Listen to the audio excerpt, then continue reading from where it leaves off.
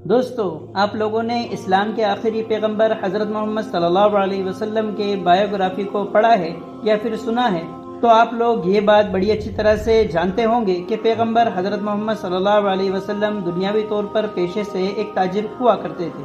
یعنی کہ ایک ایسے بزنس مین ہوا کرتے تھے کہ جنہوں نے اپنی زندگی میں الگ الگ وقت میں الگ الگ موڑ پر بزنس کیا تھا، خاص طور سے 40 سال کی عمر سے پہلے، یعنی جس وقت آپ نے نبوت کا اعلان نہیں کیا تھا اور اسلام کے مشن پر کام کرنا شروع نہیں کیا تھا۔ اس سے پہلے پورا مکہ شہر میں ایک تاجر یعنی بیپاری کی حیثیت سے جانے اور پہچانے جاتے تھے۔ وہ بھی ایسا بیپاری، اتنے شاندار، اتنے زبردست، اتنے ایماندار اور اتنے دیانتدار کہ دور دور تک ان کے جیسے کسی دوسرے بیپاری کی مثال نہیں ملتی تھی۔ یہی وجہ تھی کہ اس دور میں مکہ میں رہنے والے لوگوں نے ان کی ان اسکلز کو دیکھ کر ان کو صادق اور امین جیسے بڑے نام دے رکھے تھے۔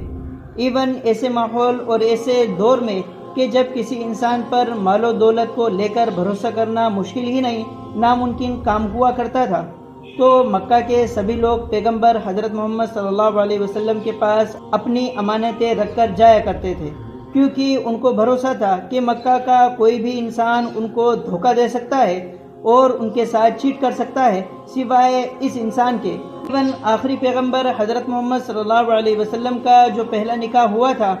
یعنی کہ اماں حضرت خدیجۃ الکبریٰ سے، وہ بھی دراصل تجارت کی ہی وجہ سے ہوا تھا، کیونکہ حضرت خدیجۃ الکبریٰ رضی اللہ عنہ جو اس دور میں کافی امیر ہوا کرتی تھی، انہوں نے اپنا مال و دولت حضرت پیغمبر محمد صلی اللہ علیہ وسلم کو اس لیے دیا تھا تاکہ وہ اس کو بیچ کر لائے، یعنی اس کی تجارت کر کے لائے اور اس کا فائدہ مجھ کو دے۔ لہٰذا اس تجارت کے بعد ہی جب حضرت خدیجۃ الکبریٰ نے حضرت پیغمبر صلی اللہ علیہ وسلم کی بزنس اسکلز کو دیکھا تھا اور ان کی تعریفیں سنی تھی، جو تعریفیں اس اسٹاف کی طرف سے کی گئی تھی جو خود اس تجارت میں پیغمبر حضرت محمد صلی اللہ علیہ وسلم کے ساتھ گیا تھا، تو یقینی طور پر وہ کافی زیادہ حیران ہو گئی تھی اور ان سے کافی انسپائر ہو گئی تھی، اور اس کے بعد انہوں نے نکاح کا پیغام حضرت محمد صلی اللہ علیہ وسلم کے گھر بھیج دیا تھا۔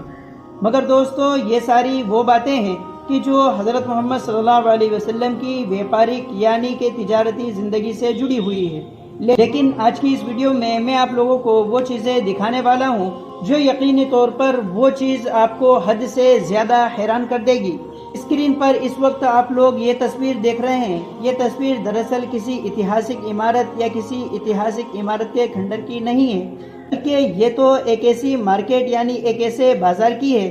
جو ہماری اس دنیا میں سینکڑوں بلکہ ہزاروں سالوں پہلے ہوا کرتا تھا۔ ہاں دوستو، ایک ایسا بازار کہ جو پروفیٹ حضرت محمد صلی اللہ علیہ وسلم کے دور میں بھی ہوا کرتا تھا، اور اسی بازار میں وہ تجارت کرنے کے لیے جایا کرتے تھے۔ امتی محمد کے نالجبل فرینڈز، بڑی بڑی میڈیا آرگنائزیشن کے مطابق ابھی 5 سے 6 دن پہلے ہی سعودی عربیہ کی ایک بڑی ٹیم 40 سال کی لمبی محنت کے بعد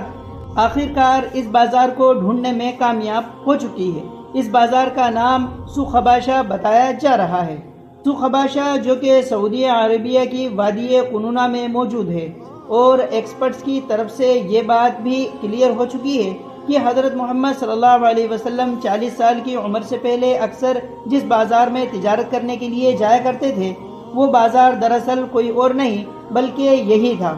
اتہاس کاروں کا ماننا ہے کہ جس طرح سے آج کے دور میں بھی ہماری دنیا میں الگ الگ جگہ پر بہت سارے بڑے بڑے میلے ہوتے ہیں اور دوسری طرف کے بہت بڑے بڑے ایونٹ ہوتے ہیں کہ جس میں نہ صرف دنیا بھر کے بہت سارے لوگ اکٹھا ہوتے ہیں بلکہ بڑے بڑے بزنس مین بھی آتے ہیں، لوگ روزگار ڈھونڈنے آتے ہیں اور دوسری ایکٹیویٹیز کرنے آیا کرتے تھے۔ بالکل اسی طرح سے ہی پرانے دور میں بھی ہوا کرتا تھا، اور یہ وہ بازار ہے یعنی سوق حباشہ۔ یہاں پر بھی حضور صلی اللہ علیہ وسلم کے دور میں اور ان سے پہلے بھی 8 دن کا فیسٹیول لگا کرتا تھا۔ ان 8 دن میں بڑے فیسٹیول میں سعودی عربیہ کے ساتھ ساتھ دنیا بھر کے علاقوں سے تاجر اپنا مال یعنی اپنی تجارت کا سامان بیچنے کے لیے آیا کرتے تھے۔ اس جگہ پر ہر سال میں ایک بار 8 دن کے لیے حد سے زیادہ بھیڑ لگا کرتی تھی،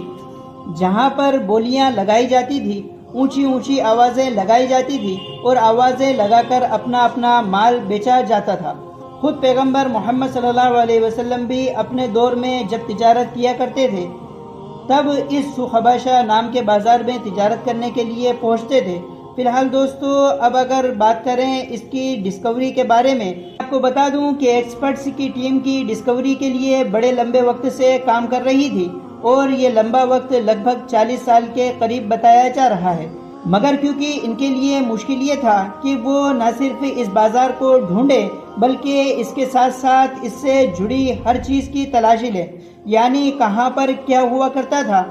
اور اس بازار سے کون سی سڑکیں کہاں کہاں تک جایا کرتی تھی، تاکہ اس کے تار پھر سے ایک دوسرے سے جوڑے جا سکیں۔ اتہاس کاروں کے مطابق اس مارکیٹ کا ذکر نہ صرف حضرت محمد صلی اللہ علیہ وسلم کی زندگی میں بار بار ملتا ہے، بلکہ وہ ایکسپرٹس کہ جنہوں نے اس کے اوپر ریسرچ کی ہے، یعنی اس کو ڈھونڈا ہے، انہوں نے یہ بتایا ہے کہ یہ مارکیٹ اور اس میں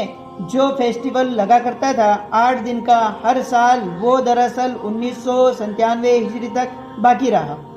یعنی 8 دن کا یہ فیسٹیول بالکل اسی طرح سے لگتا رہا تھا، مگر 1813 عیسوی کے بعد یہ ساری چیزیں دھیرے دھیرے ختم ہو گئی تھی، اور پھر ایک وقت وہ آ گیا تھا کہ جب یہ مارکیٹ ہی ہم لوگوں کی نظروں سے پوری طرح سے اوجھل ہو گیا تھا۔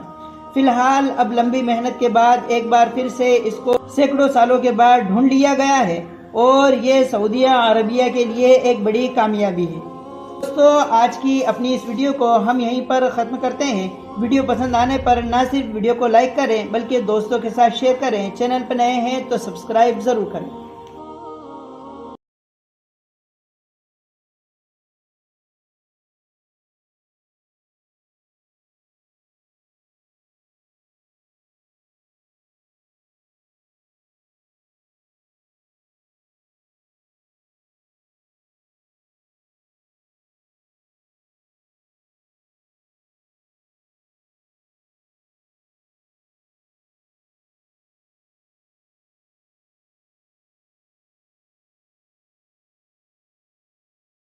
فی الحال دوستو